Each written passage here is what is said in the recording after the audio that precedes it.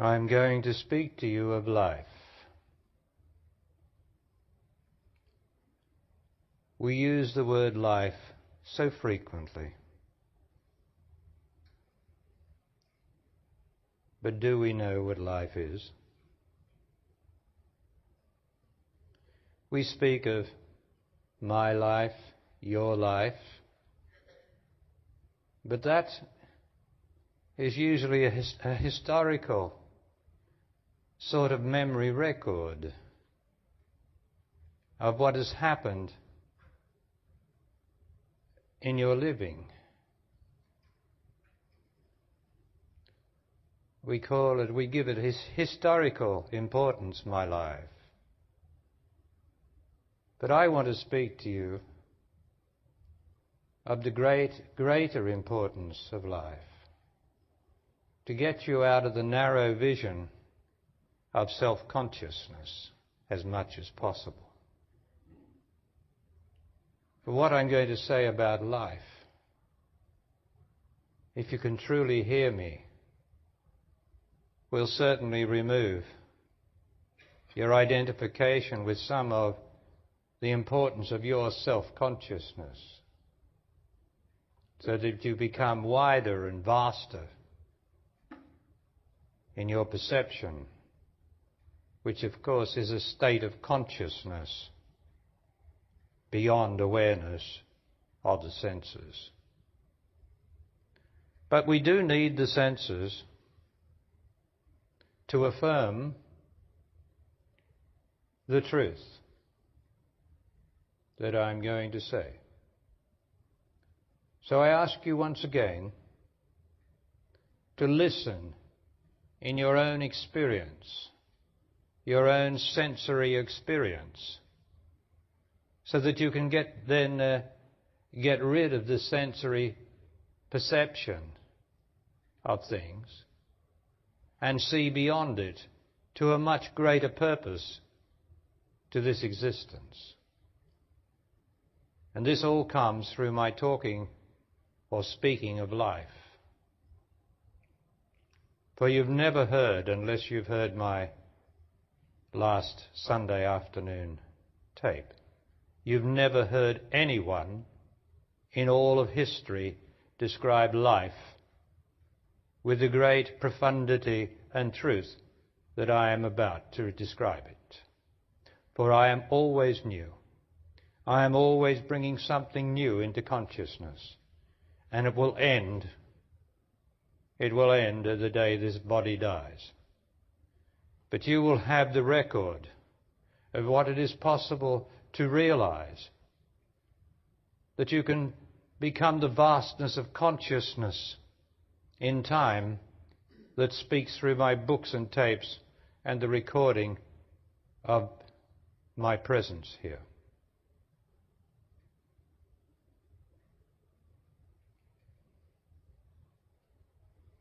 I keep hearing of masters, tantric masters,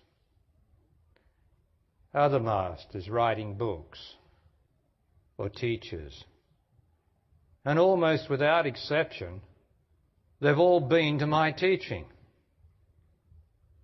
And almost without exception, their teaching is a lift, a complete regurgitation of what they have heard me say, especially in relation to my making love tapes. And you will have heard me or read my speaking about this in the open letter on original Tantra, which I am. Let it be said now. I know of no other tantric master. How could I? Tantra is between the tantric master and the individual. And I am only me. And it would take imagination for me to say I know of another tantric master, because I do not know of another tantric master, nor have I ever read anything written by another tantric master. What I keep reading is rehashes of my Making Love tape and book. For I am original. And so what I'm going to say now is utterly and completely original. So listen, please, for I will not always be here in this body.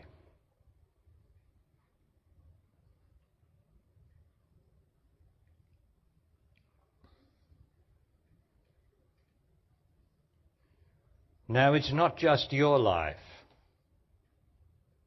What about the life of the mosquito? What about the life of the cow, of the sheep, of the dog, of the cat? When you say my life,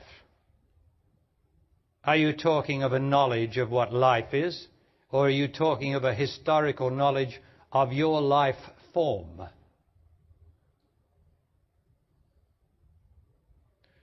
For the mosquito, the cow, the dog, the tree, every animate thing or everything that has life in it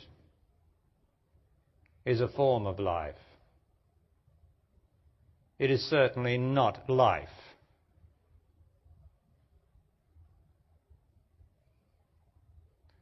As the great television series, Life on Earth, is a misnomer. It is not life on Earth. It is life forms on Earth. And the sooner you get this straight, the sooner you'll be more into the vastness of this extraordinary existence that I am about to describe. The forms of life are all in the human brain.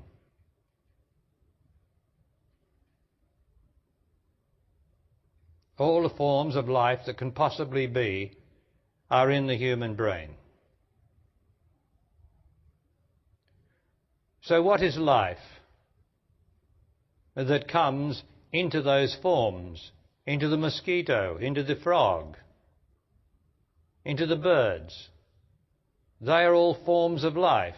Like your body is a form of life, and so is my body a form of life. All human forms are in the brain. All animal forms, all animate forms are in the brain. So what is this life that comes into the forms? Because your form, like mine, is nothing without the life that is in it. If the life withdraws, then your body falls on the ground like some puppet, some robot, deprived of its motivation. What is this life? What is life? Yes, I'm asking you hypothetically, what is life? Can it be described, or have we just got to say what everybody seems to say and lift their hands up? Well, life is life. Like they say, like the scientists say, we're looking for life. Well, they have a good idea to look for life, because they're always looking beyond where life is. Because life is only in the scientist's body. But he doesn't know that, and nor does anybody else who looks for life outside themselves. But what is this life? You must be looking at it now. You must be looking in your own experience, because I'm speaking of life, not of life forms, but the life that invests, the life that's in each form. And not just your form, but all those animals. What is it? Well, I shall tell you what it is. Every animate form, every form not just animate, but everything that has life in it, every form that has life in it. Ostensible life.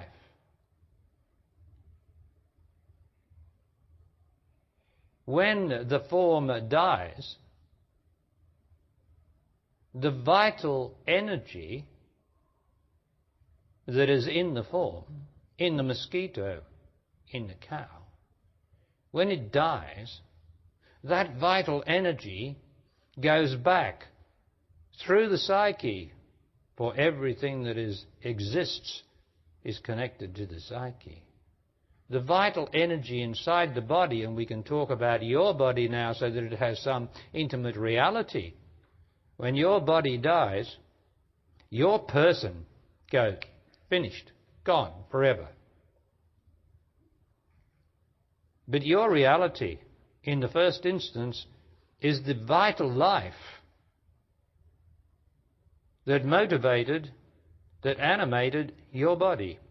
And that goes back into the psyche. And the psyche is a vast, incomprehensible vastness inside your body and inside everybody.